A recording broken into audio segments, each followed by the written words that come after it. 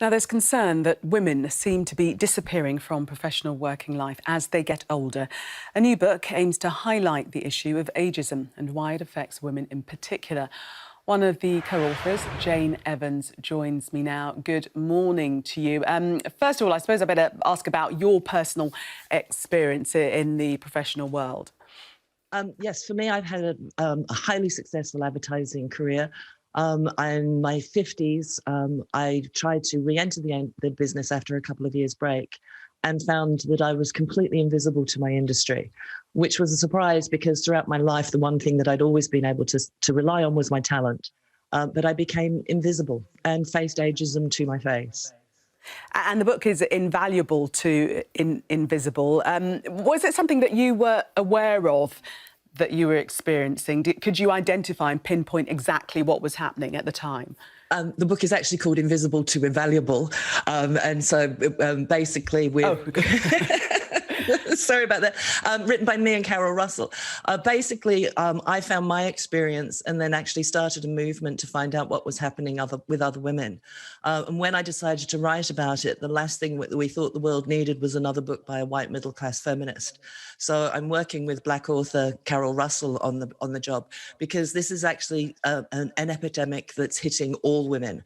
The Centre for Better Aging made a report last August saying that when furlough ends, 1 in 10 men over 50 will be facing unemployment, and 8 out of 10 women will be facing unemployment. I mean, those are startling figures, and we know that the pandemic has particularly affected women in the professional arena in terms of, you know, the additional domestic duty, sometimes homeschooling. But for older women, it is a very specific issue, isn't it?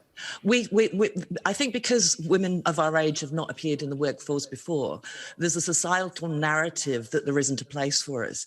So we find with professional women around about 45, it seems presumed that they're going to lose their job in the next round of redundancies, which is, you know, and again, women feel as though it's happening just to them.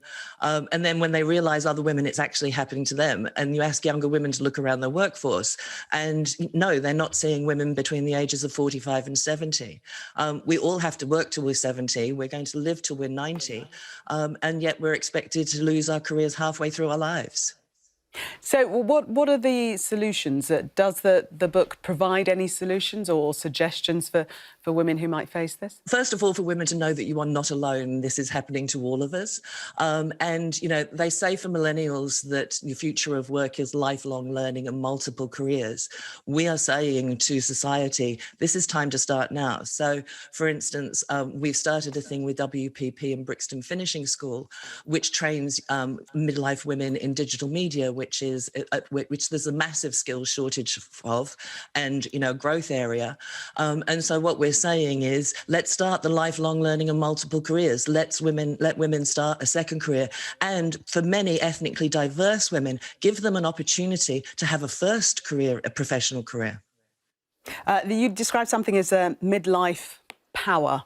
And releasing that. Tell us a bit more about what that entails. Well, especially when younger women are suffering through childcare and everything through the pandemic.